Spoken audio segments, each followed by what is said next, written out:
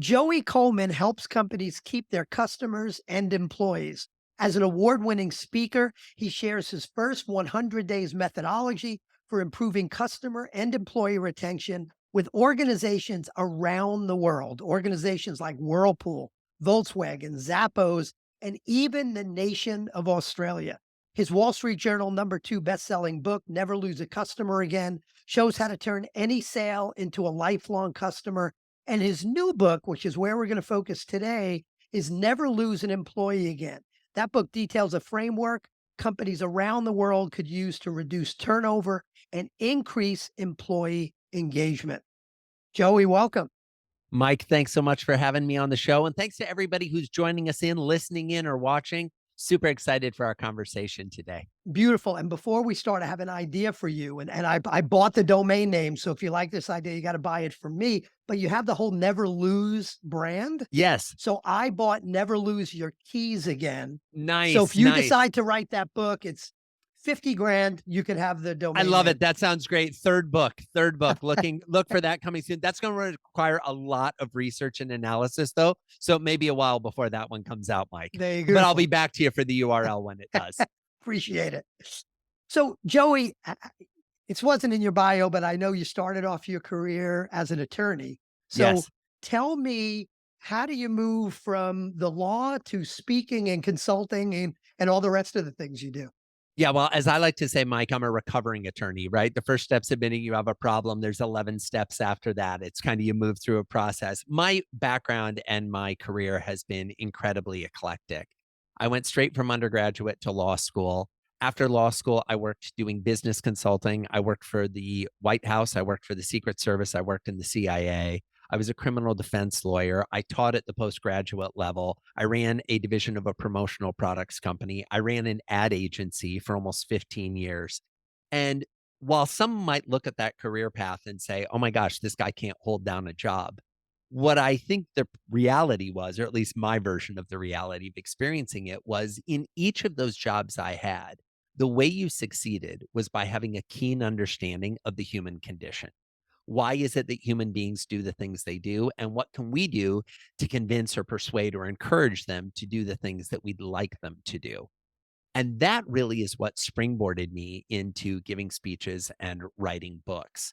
I realized that a lot of the techniques and the psychologies and the strategies that I was applying throughout my career in these various professions could be applied to business as well. And that's kind of what got me started on business consulting. That's got me started on business speaking, eventually led to writing books. It just kind of all evolved from there. Love it. It also sounds like you've got like 60 years of experience. And for those not watching this on video, I don't think he's anywhere near that, that age. I So can pretty reach out and amazing. touch 60 from where I'm standing, but it's still a bit off in the distance. So I'm Yeah, I'm moving my way towards it at Yeah, I've least. got about a year and a half left. I can't There you believe it go. to hit 60. But so again, I'll ask kind of a transition question before we go into the meat of your latest book. But we talked about, before I hit record, you were at an event I was at back pre-COVID where you spent a half a day or a day with us. I don't remember talking about Never Lose a Customer Again. So that's, in my mind, that's what you were known for. How do you make that, and why did you make that shift? And I'm sure you still do a lot of that, but why the shift from never lose a client again to never lose a customer again? Well, I think that transitioning it even to never lose an employee I again, mean, which I'm is sorry, what my that's what I meant. that Yeah. which is what my new book is. Yeah, it's interesting, Mike. I don't really see it as a shift, and I see where lots of folks would. And to be honest, it's one of the things that I was very conscious of and intentional about when I went into writing this new book, Never Lose an Employee Again.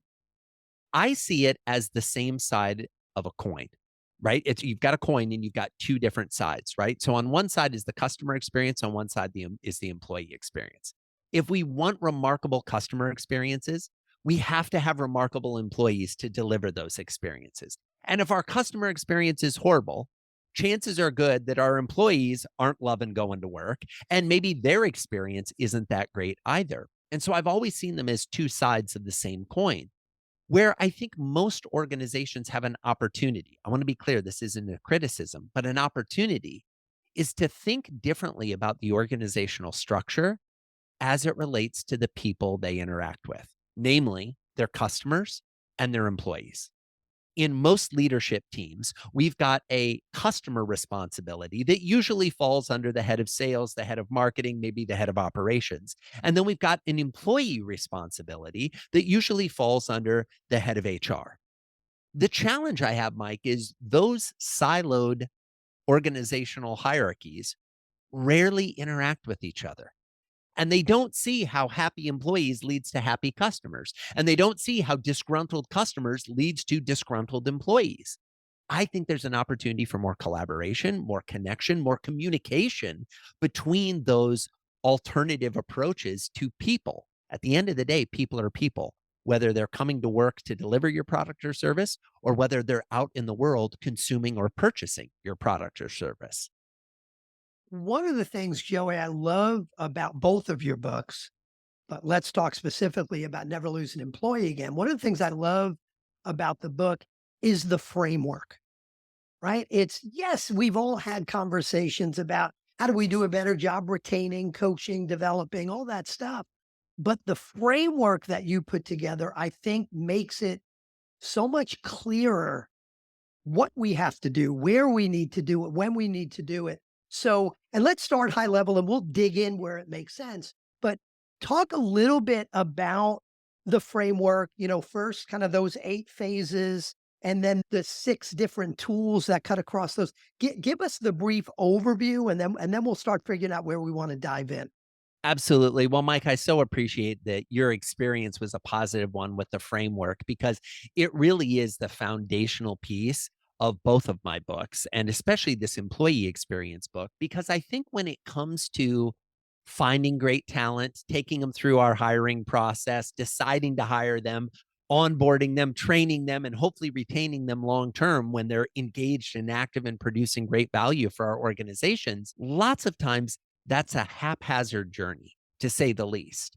And the reason it's haphazard journey, there are a plethora of reasons why, but I think often it's because when we're building a business at the outset, we're just trying to fill in the gaps and keep the ship moving forward.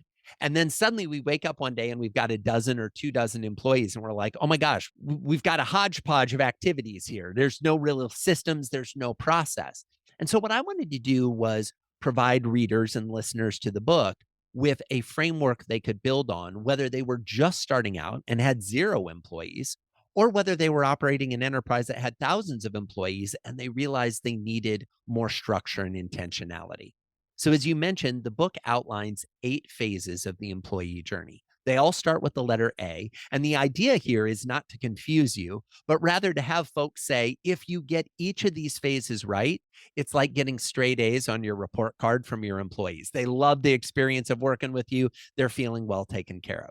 So these are the 8 phases. We'll give a quick overview of each one. The first phase is the assess phase. This is when a prospective employee is trying to decide whether or not they want to work with you. They're checking out your job listing, your one ads. They're going on your website to the careers page or the about us page. They might be checking out your social media channels. They're actually going through your application and hiring process, which may mean submitting resumes or videos or going through interviews. It's all the things leading up to, is this the candidate we want? We then come to phase 2, the accept phase. Now, the accept phase has 2 component parts. Number one, the employer decides this is the candidate we want to make an offer to. And if we're lucky, that candidate accepts our offer and transitions from being a prospective employee to being an actual employee, a new hire. We then come to phase 3, the affirm phase. Now, Mike, I'd be willing to bet that everybody listening or watching has heard of the phrase buyer's remorse. That fear and doubt and uncertainty that we have right after we make a purchase, where we begin to doubt the decision we just made. Allow me to introduce you, if you haven't heard of it before, to a new phrase: new hires remorse.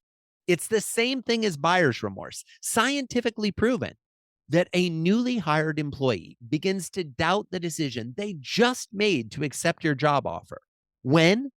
Immediately after making the acceptance, right? Immediately after they accept, whether that's on a phone call or an email, or they send back their acceptance letter, whatever your process is for accepting, they begin to doubt the decision they just made. So, what are you going to do to affirm their choice, to counter those feelings of new hires remorse? We then come to phase 4, the activate phase. This is the only phase, Mike, in the 8 phases that last a single day. It's only one day. And what day is it? The first day on the job. When you show up for work for the first day. And in the immortal words of country music legend Bonnie Raitt, the key in this activate phase is that we activate the relationship. And as Bonnie Raitt would say, give them something to talk about. So, what are we doing to make sure that activate phase, that first day on the job, is absolutely remarkable? Mike, we then come to phase 5. Now, phase 5, to be candid, is where most employers start to fall apart. Phase 5 begins on day 2 on the job and lasts for weeks or even months while the new employee acclimates to your way of doing business. In the acclimate phase, we've got to hold their hand. We've got to get them comfortable with their new role, the responsibilities they have, the requirements of the job, and the other relationships they're going to be interacting with. See, we've brought on new employees maybe dozens of times, hundreds of times, but to this new employee, they don't know how our business is structured. They don't necessarily even know what we do. They don't know email signatures and who should talk to who and which project goes to where. We've got to help them acclimate to this new world. We then come to phase 6, the accomplish phase. In the accomplish phase, the employee achieves the goal they had when they originally decided to accept the job offer. See, every employee, Mike, has a vision of what they think this new job is going to be.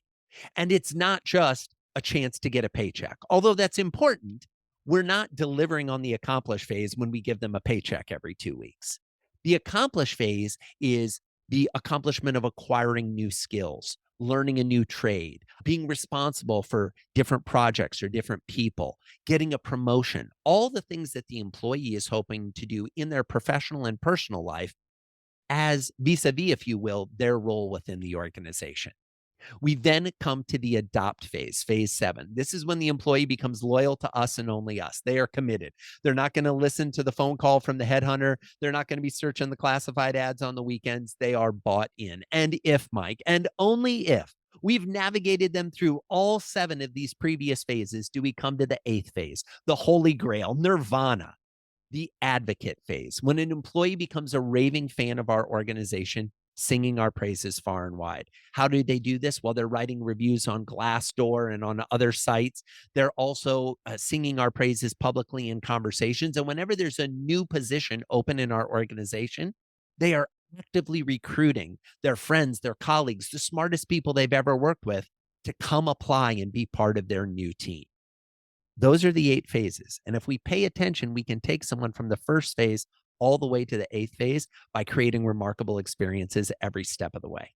What I love about that before we get to the 6 tools is where it starts and where it I love 2 things about it. One is the framework itself sparks a heck of a lot more thinking than, "How can we do a better job keeping our employees?" Which maybe you come up with 5 thoughts, but when you look at, 8 different stages, you're gonna come up with 100 different thoughts. So I love that about it, but the other thing is it starts much earlier than you would expect, and it ends much later than you would Oh, expect. Mike, that's music to my ears that that's your takeaway because it's so true. I think most employers think about, well, the interviews are kind of part of the job, but not really. You haven't gotten the job yet. So we'll really start the clock on your first day on the job.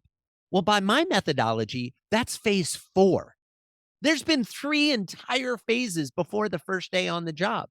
Then most employers also do this. If I were to ask the typical, well, we can do a little exercise for all of you listening at home, listening while you do the dishes, while you're working out, while you're commuting to work. Ask yourself this question. Who in your organization is responsible for making sure that day 1 for a new employee is a great day? Think of the person on your team. Now, some of the people are thinking right now, Mike, oh, well, the CEO is responsible for that. Some are thinking, oh, the head of HR is responsible for that. Maybe a direct manager is responsible for that. But then I'd like to ask you, who's responsible for day 2 and 7 and 13 and 28 and 37 and 41? All these additional days. Most people get really quiet when I ask who's responsible for that because there isn't anyone in the organization. We expect the employee to figure it out. We take our employees and we throw them into the deep end and we say, just start swimming around. You know how to swim. You've swum before. Swim. And that is not an effective way to run an organization. I also agree with you that it goes long beyond into that advocate phase, because the other aspect of advocates that we didn't talk about in my overview is the people who used to work for you who don't work for you anymore. Are your former employees still having nice things to say about you? Or as they left the organization, were you so hurt and offended that they quit that you decided to pour gasoline all over the bridge of the relationship and light it on fire and burn any relationship with them going forward? We have the opportunity as employers to have our former employees out in the marketplace saying, man, I'm over here at my new job, but let me tell you, I used to work over there and that place is amazing.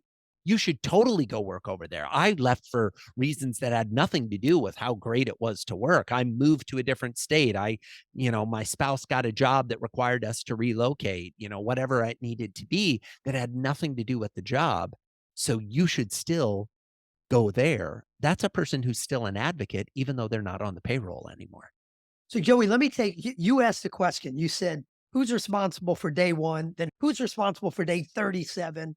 I'm going to turn that back around to you because it's one of the things I was thinking about as I read the book is I'm thinking about the CEO and the rest of the executive team and saying, when we think, and we haven't even gotten to the 6 tools yet, but when we think of that framework of the 8 different phases, should we think about it as, yeah, this is great. We need to sit down as a team and define those 8 phases. What are we doing? What are we not doing?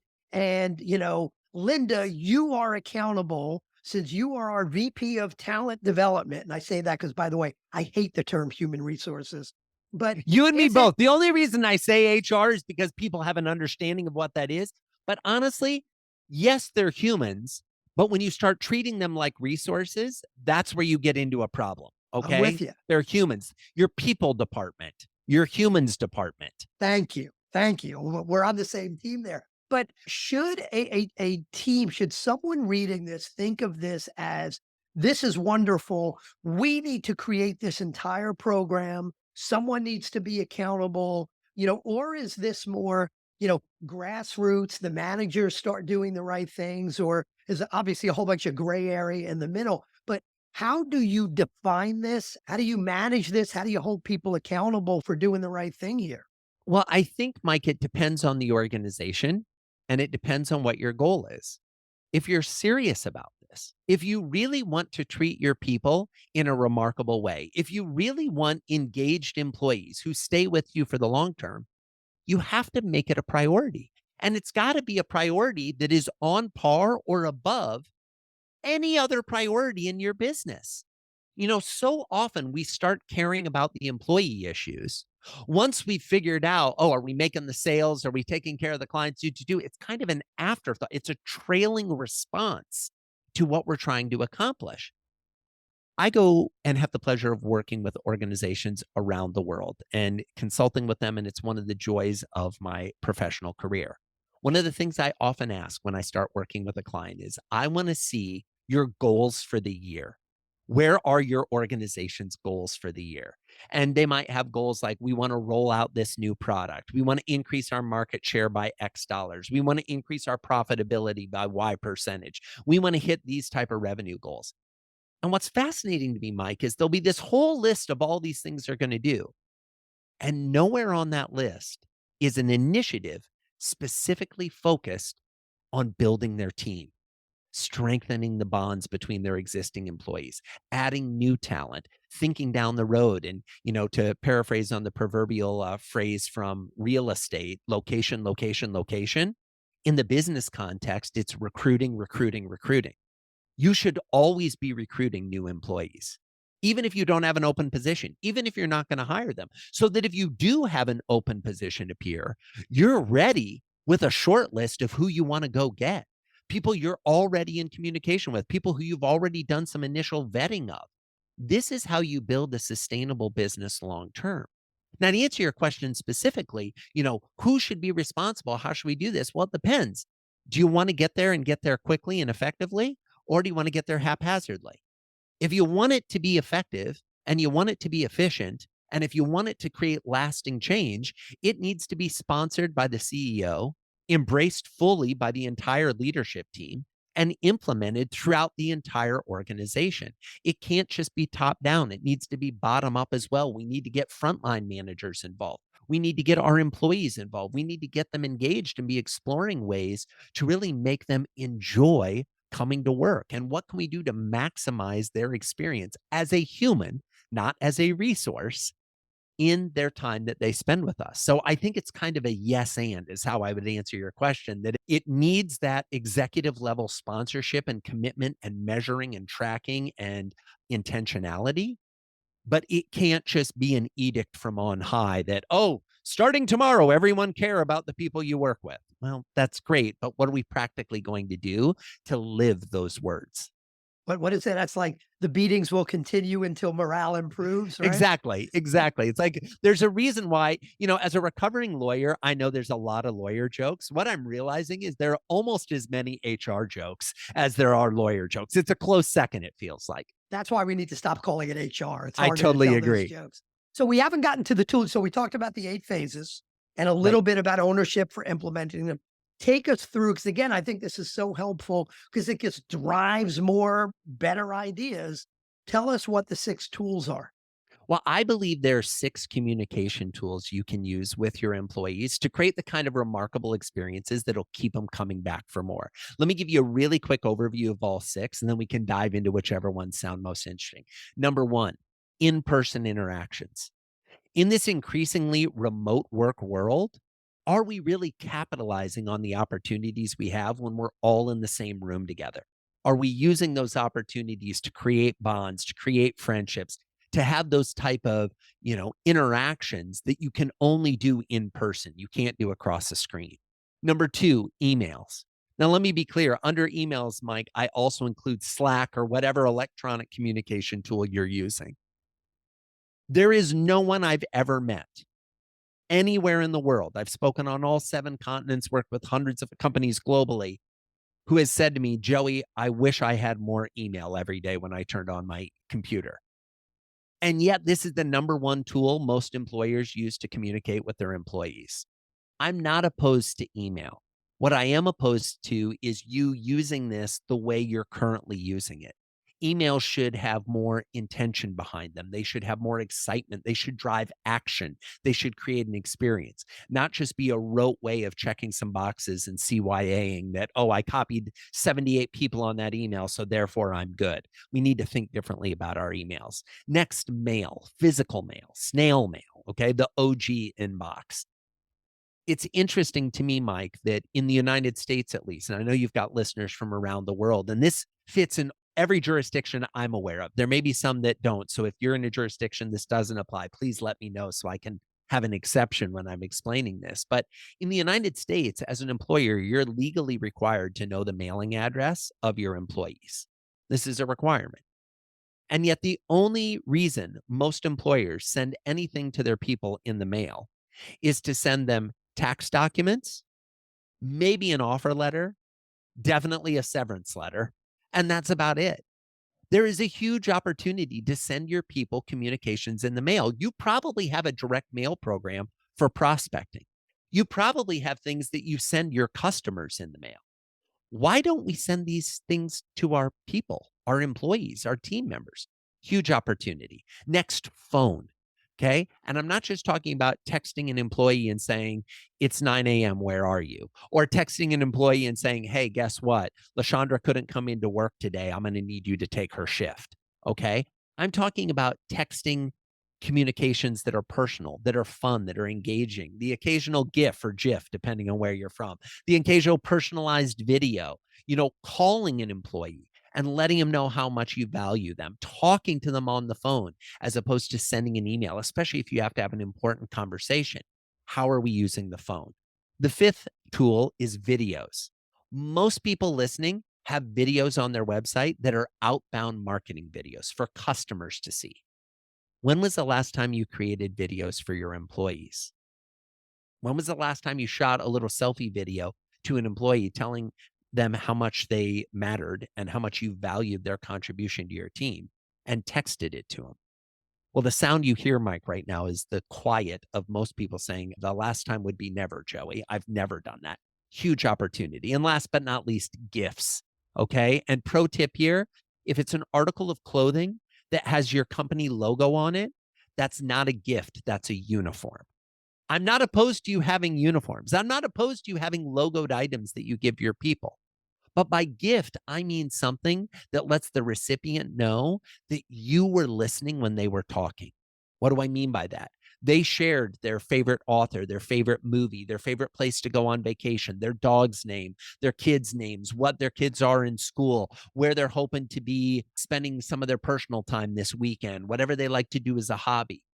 When you give a gift that speaks to one of those personal loves or personal interests that your employee has, it takes the relationship to an entirely different place. Joey, how is all of this impacted by this world we're now living in? Some combination of remote work, hybrid work. Yes, some are back full time, but a lot of folks are remote hybrid, and I imagine it'll stay that way. And I guess I want to ask, how does it impact from two different standpoints? First is, how does it impact the importance of all this? We've all heard the great resignation, all that stuff. So number one, I want you to answer is, how does it impact the importance of all this?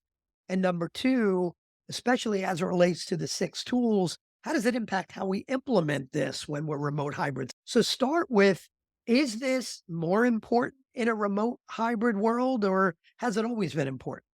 Well, I would posit, Mike, that it's always been important, but the significance of the importance or the magnitude of the importance has increased exponentially during COVID and post COVID. And to your point, is never going back to the way it was. I'm sorry, folks. You heard it first from Mike and Joey. And I don't know if Mike agrees with this, but I'll just throw myself into this. If you are waiting for things to go back to the way they were in 2019, please don't hold your breath because you're going to pass out. Okay. It's not going to happen. The ship has sailed. Those days are over. Now, are we getting back to more people being in the office working? Yes. Are we ever going to go back to everyone in the office every day? No, nor should we. Let's stop romanticizing how awesome things were in 2019. Very few people were waking up in the morning in 2019 going, oh, awesome. I get to spend the day at work today. No, most people are like, oh my gosh, I cannot believe it. I'm running late. I got to commute. My commute's an hour and a half each way. I'm going to go to work. I'm not going to be able to get what I done because Bob keeps coming over to my desk and chatting me up during work. Then I'm going to have to deal with Susie and her politics are just ridiculous. And she's going to be going on and on about that. It wasn't that awesome before. It's also the case that employees have come to realize that the emperor has no clothes. What do I mean by that? Well, employees have finally woken up to the understanding that nothing from the typical corporation's behavior indicates a long term commitment to that employee. Sorry, hate to be the one that's the bearer of bad news, but when you send an employee an initial contract of employment where you talk about being an at will employer, I understand that legally you have to do that, but that's like saying, hey, I'd like to get married to you. But by the way, here along with the engagement ring is the prenup. And the prenup basically says, I can decide to end this anytime I want, and you have no recourse. Are we wondering why employees are starting to say, I'm not sure how loyal I want to be to this organization? So the game is over. The game has changed, and the game has changed for the top employers, the employers of choice. So if you're not a top employer or employer of choice, that's the new criteria that's being applied to seeking out and recruiting new talent, getting folks on board, and giving them the kind of perks and benefits and the flexibility and experience that's going to keep somebody engaged and retained. Now, the second part of your question, Well, Mike. let me, Well, one more yeah, thing. please. Sorry, Joe. With the No, first go part ahead. is that I'd love you to comment on is, people have more choice than they've ever had before in a remote world where you could recruit from anywhere. That certainly gives employers more choice, which is great. But to an employee, they don't just have to work. Oh, I want to make sure my commute's 30 minutes away or 40 minutes away. So that's another reason why I imagine this is all much more important than maybe it was 3 years ago, 4 years ago. Mike, you're spot on. I mean, we started this conversation by talking about how old you and I were, right? Here's the thing. When we were coming up, when we were first entering the workforce 40 years ago ish, okay? It is the case that almost everyone we knew worked for an employer who had their headquarters within 30 miles of your house. I don't know about you. That's everybody I knew. Everybody who I knew coming up, they worked for a company or an organization that they would commute to that office, and that office was in within give or take 30 miles of their house. Granted, there were some folks that worked for more national brands, but even the national brands often had a regional office or something like that. It's now the case that if you work for an employer who's within 30 miles of your house, it tells me a couple of things about the type of employee you are. Either you work in a very small business. I'm going to define that small business as less than 10 employees. Or you work in a business that's very hands on. For example, you're a chiropractor. Chiropractors haven't figured out how to do remote adjustments. So you got to be there in person to do the adjustment, right? Or the skill that you are providing to your employer is probably a skill they could get somewhere else. Sorry, I hate to break it to you, but that's the practical reality. To your point, though, employees have also started to realize this. One of the biggest challenges that my consulting clients are facing right now is companies outside of the United States coming into their employee base and hiring their employees away from them and saying, hey, we'll let you work remotely. We'll give you all the American holidays. We're a French company. We'll also give you all the French holidays, which now means you have like 4 months off. I mean, it's amazing, right? And we'll pay you your existing salary or more. And you'll get the flexibility of being able to work from home guaranteed. We're never going to make you come to the office. Or if we are, we'll make you come to the office in Paris once a year. This is the competition. And the employees have started to realize this. The employers have started to realize this. And to your point, it's not going away anytime soon, which actually segues us to the second part of your question. How do we use these tools and why are these tools important? And are they as important now as they were then? I would posit that as our world becomes more digital, the analog interactions become that much more important. If your employees are going to be operating remotely, sending them presents, sending them things in the mail that show up to their house is more valuable. If everybody's going to be on Zoom all day, every day, or Skype or whatever, video chat tool you're using or video communication tool you're using, getting the team together in person, least twice a year, is hugely important. Oh, and by the way, when you get them together in person, don't have everybody go to the Holiday Inn ballroom and all sit in the same room and do a training all day. Get them out on a miniature golf course. Get them out at an amusement park. Take them to a bar and do axe throwing. I don't care what you do. Allow them to interact with their fellow workers, their coworkers, their colleagues. Allow them to have those type of personal connections. Sure, bring them in for some brainstorming or something like that. But what are you doing to create in-person, remarkable experiences for your people to build teams and to build bonds? I love that. And I'll tell you, a quick example from one of my clients is they are the company that's been around for about 50 years. And there's a wonderful gentleman that just retired, but worked for them for about 45 of those years. So he Wow. was the historian. And he had gotten to the age that he slowed down a little bit. And his value, and by the way, this is tremendous value, his value to the organization was he was the historian. He was the one who you would, see in the cafeteria or have that water cooler conversation. And talking to him, you just leave and you just know so much more about the company and where you fit in. And when they were forced to go remote when COVID happened, his value dwindled to near nothing because that water cooler, quote unquote, water cooler conversation didn't happen anymore. And I was talking to their VP of talent development, not called HR, they called it VP of talent development, talking to her. And she's like, this guy had so much value. And man, we're not sure how to keep giving that value in this new world because no one is saying, oh, let me check in with him for 5 minutes to ask a question on this. It was more the run-in conversations between meetings. So you miss that. So to use all of these different communication tools to try to get that back is so critical. Absolutely. And Mike, I would posit that this person that you were telling us about, this historian, his value actually was more important in a digital era. They just didn't figure out how to capitalize on that. They just didn't figure out how to replicate those in-office collisions that occur in a hallway or at a water cooler in a digital world. And that's where thinking, I mean, talk about a thought exercise that would be useful for a leadership team. How can we create collisions with our people so that we're building connection, we're building bonds, we're building, communication between folks when everybody's working from home? Well, the way you do that is things like Zoom happy hours, Zoom game nights, getting everybody together in person, sending, pen pals and packages that you can do that float between different houses so that people feel this physical connection to the other people you're working with. One last example I'll share. This is a company that regrettably didn't make the book. We have over 50 case studies in the book from all 7 continents. But as I go out and I continue to talk about the book, I'm meeting new companies and talking to them and learning about them. I was talking with a company the other day that's a property management firm, and they have a lot of remote employees. Now, stop and think, if a property management firm can have remote employees, your business probably doesn't have an excuse, right? Because we're talking about a physical management, a management of a property. They've got team members, some that are based locally, but some that are based remotely. And when they think about hiring employees remotely, the first thing they do is identify where they have existing employees living, and they pepper those regions with job ads.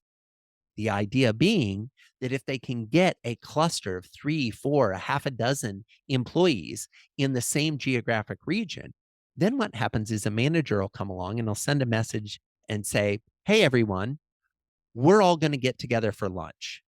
Here's how this is going to work. Let's pick a day and a time where we can all meet. We'll find someplace here in town where we can all meet up for lunch, and the company's going to pay for it. And it's a 2-hour lunch with no agenda. Just hang out. We don't have talking points. You don't have to report back on anything. Just go have lunch and hang out with each other on a Friday for 2 hours. But you need a And PowerPoint presentation, I don't mean, you? yeah, exactly. Right. And I think we often believe as leaders that building team requires a PowerPoint, an agenda, 3 worksheets, a facilitator. Building team can be, hey, we're all going to go sit at a restaurant and chat. It can be, we're going to meet in a park. And by the way, if you have kids or pets, bring your kids or pets and let them play. And the rest of us will stand here around the edges of the periphery of the playground, letting the kids and play, the dogs and whatever play. I mean, it doesn't have to be as complex as we often try to make it. Yeah. So, Joey, in the time we've got left, we're certainly not going to be able to drill into all 8 phases, but that's why you're here. People have got to go read the book for that. But I want to hit a couple of specifics and before we start to wrap up. And one is, and I just want to hit 2 things that I see people get wrong. All the people get things wrong in all 8 phases. But the first one I want to hit on is that time you mentioned between the job offer and the first day of work, the job offer and that activate that first day of work. What are some mistakes? More importantly, what are some ideas? You had so many great case studies in the book.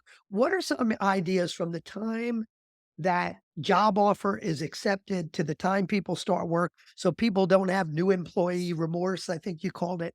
What are some ideas people could grab that may help them there? Mike, I love this question and I agree with you. This is probably the phase that if I look across all businesses globally, there is the most room for improvement in this affirm stage, this new hires remorse stage where they begin to doubt the decision they just made. Number one, acknowledging that you're not doing anything in this phase is the first step to improvement. Most businesses aren't having any communication, or if they are, it is hyper tactical communication. What do I mean? Oh, Mike, thanks so much for accepting the job offer. We're super excited to have you start with us. Here's a link to fill out a bunch of paperwork, and we'll see you at 274 Main Street at 9 a.m. on Monday, the 12th. Like, it's very tactical. It's not warm. It's not exciting. What can you do? Well, I like to think there are 2 key things you can do during the affirm stage. Number 1, let that new hire know that you are excited that they said yes. Show some emotion. Send them a video of the team cheering that they accepted the job offer. Send them a thoughtful voice memo that just says, I just got back to the office and I saw that you had accepted the offer. And I got to tell you, a huge smile came over my face. In the interview, you were clear in a way the best candidate for the job. We are so excited to have you on the team. Oh my gosh, we're going to get into it when you get here for your first day, but just know I am going to be waiting when you arrive on the first day because I'm so eager that you've decided to join our team. There is not a human being on the planet, Mike, that doesn't want to feel that they matter, that doesn't want to feel that they're valued, that doesn't want to feel that they're appreciated. There is such low hanging fruit for employers to just let the people know that we're excited that they accepted the offer. That alone can often counterbalance any feelings of fear, doubt, or uncertainty they have about the new job. The second thing is, how can we make that first day feel less daunting before they show up for the first day? So maybe sending them the agenda of what the first day is going to be. One thing a lot of employers fail to do is even sending them an example of what the dress code is. The number of employees, new hires, that stress out about what to wear for the first day at work is astronomical. Now, some people listening to this are like, Joey, that sounds ridiculous. Folks, look at the research. Go talk to your people and say, hey, were you wondering what to wear on the first day? And I guarantee you, people will be like, yeah, I had no idea. And then when I showed up, I realized I had overdressed or I had underdressed, or maybe I got lucky and I threaded the needle perfectly. Sending a little message like that that says, hey, by the way, here's the agenda for the day. Here's what we'd like you to wear. Here's some of the things you can expect to happen. Here are the people you're going to meet, with a photograph and a little bio. It's kind of like when you go to a wedding and it's just like you're the newbie and suddenly you're meeting everyone. Everybody knows who you are, but you're meeting everyone for the first time. What can we do to make sure that that new hire is going to be able to feel as much comfort when they show up for work? What can we do in the pre-time leading into that to prep them and to educate them on that? Love it. Second thing I want to drill into that I loved is you differentiate two words that are often used interchangeably: orientation and onboarding. Tell us the difference between the two and why that, when the difference between the two and maybe some ideas there that may help others do a better job. I understand, Mike, and appreciate that some folks use these words interchangeably. However, I think it's a mistake in not recognizing the opportunity to differentiate these words. So, orientation is an introduction to an employee's new surroundings and employment activities. This could include things like, this is when you need to be here. This is when we open and close. This is where the bathrooms are. This is where the fire extinguisher is located. In case of a fire, do this, to do. What's amazing, Mike, is you would get that same type of orientation if you went on a cruise. Like if you go on a cruise, they're like, here's where you get your food. Here's where the bathrooms are. If there's a fire, do this. I'm not saying these aren't important things, but they don't necessarily create a feeling of community and belonging. These are tactical discussions. Whereas onboarding, I define as inviting in new employees using a managed, structured series of contacts that are designed to create a warm, welcoming experience. Let's break down those words. Inviting in, not a forced call, not a do this or else. It's an invitation to come be part of something bigger than themselves. Inviting in a new employee using a managed, structured series of contacts, not a, hey, if you get Juan as your onboarding guide, you're going to be fantastic. He's amazing. He'll take care of you. If you get Jack over on this side, well, good luck. Like he's not the best with people, but he's a top performer. So we keep him managing folks, you know they need to be structured, they need to be consistent, they need to be intentional.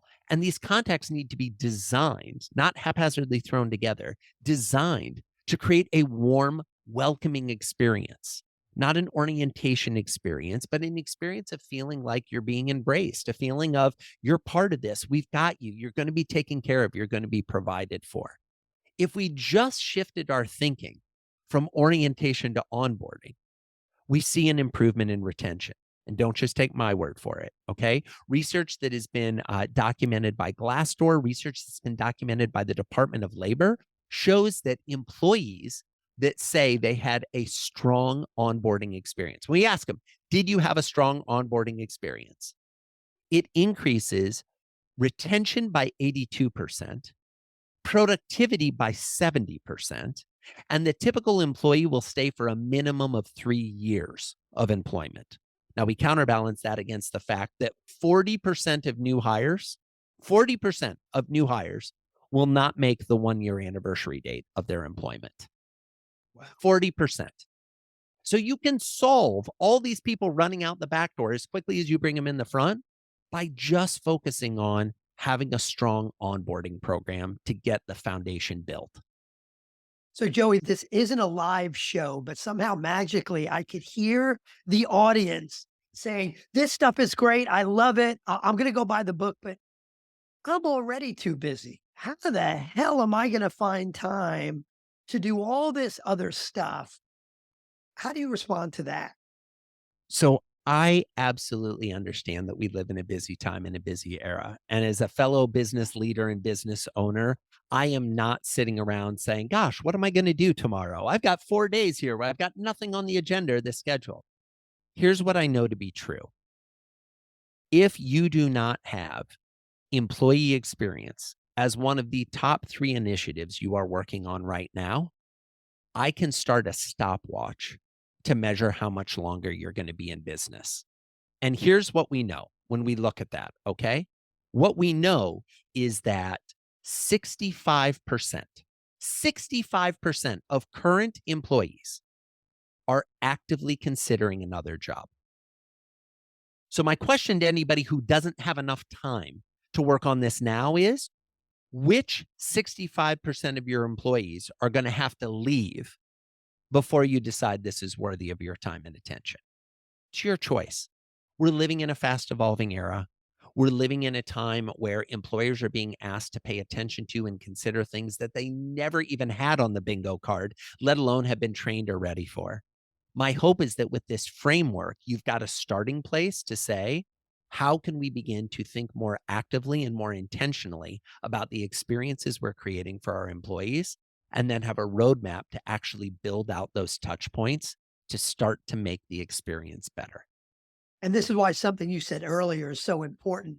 Having it sponsored from the top is going to make sure if it's one of those top three priorities, if you know the CEO is listening to this, if it's one of your top three priorities, you've got to make sure that you're allowing for the time to do this. You're holding people accountable for it. Where if you're trying to do it grassroots, you may not have the time. So I think that ties together. So Joey, last question before we wrap up is that, there's so many great ideas in the book, so many ideas you've shared with us here. How do we start? Someone who says, you know what, I need to go. Yeah, and yes, they should start by reading the book. Let's put that aside. They start by reading the book. But someone who says, yeah, I've really got to focus on this. It could seem overwhelming. Where do you start? So let me throw down a little bit of a gauntlet of a challenge, Mike, to the listeners, something that they could do as soon as they're done with this episode. Stop this episode. This is going to take you less than 5 minutes and we'll get the ball rolling on better employee experiences. Here's what you do.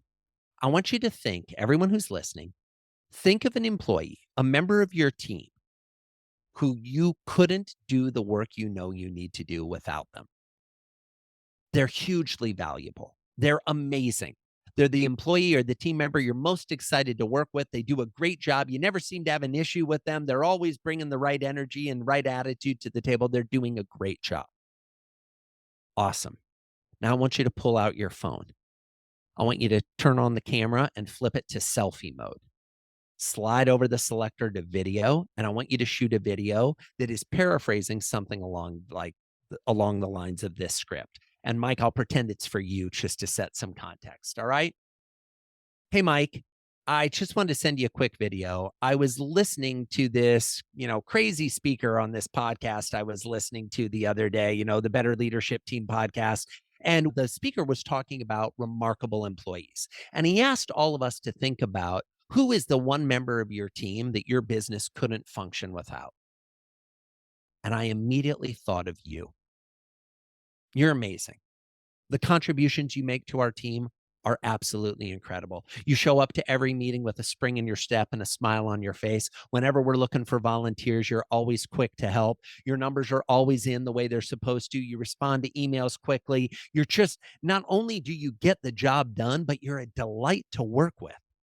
And I just want you to know, I so appreciate and value you. I value everything you bring to our organization. I value everything you bring to me personally. You're amazing. Thank you for everything you do. Know that you're appreciated. Know that you're valued. Know that you're loved. And we couldn't get the work done that we need to get done here without you. Thanks so much. And I look forward to seeing you soon. Wow. And then, Mike, here's the secret. Now, see, all of that, hopefully people are like, okay, okay. Here's the secret. Send. Do not watch the video. Text it and send it. Because here's what's going to happen. Because you're human. You're going to go, I want to watch the video, see how I sounded, see how I looked, what the lighting was. No, no, no. If it was from the heart, if it was unscripted, if you spoke your truth, if you gave specific examples of why this person matters to you, just hit send and text it to them. You will immediately start to shift how you think about your employees and how your employees think about you when you start sending videos like this. And if you had fun making one, maybe make one tomorrow and maybe make one the next day. And there is not a leader on the planet that shouldn't be carving out 5 minutes a day to send a thanks for being here, you matter video to a team member. You could do it every day. You could even do it on the weekends. A little 5 minute habit that will probably do more to move the dial on your employee experience than any other multi-month, multi-million dollar huge initiative that you might adopt. It's simple, it's straightforward, and I promise you, it'll change the conversation. Powerful, powerful stuff. All of this is powerful stuff.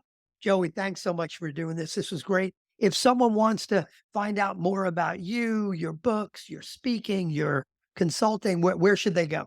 Oh, Mike, I so appreciate it. It's been a pleasure being on the show. The book is called Never Lose an Employee Again. It's available wherever you like to get books in whatever format you like to consume them. What do I mean by that? Well, if you like reading the hardcover version so you can highlight and take notes in the margins, there's a hardcover version. If you're more of a Kindle or Nook user, you want to highlight in your digital reader, we've got the ebook version. And if you've enjoyed the sound of my voice, I actually narrate the audiobook. So you can listen to me read the book to you as well. And you can even jack it up to 3x speed and I'll talk really fast and you'll still get the point across. Okay. If you want more support on this, my website is joeycoleman.com. That's Joey, like a baby kangaroo or a 5-year-old, Coleman, Coleman, like the camping equipment, but no relation. JoeyColeman.com. There you can find all kinds of resources to support your employee experience or your customer experience. And if I can be of any help in either a speaking or consulting capacity, don't hesitate to fill out a form on the website and we can talk about what that might look like too.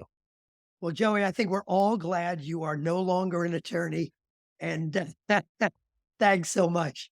Thanks, Mike. I so appreciate it. And thanks to everybody for listening in today.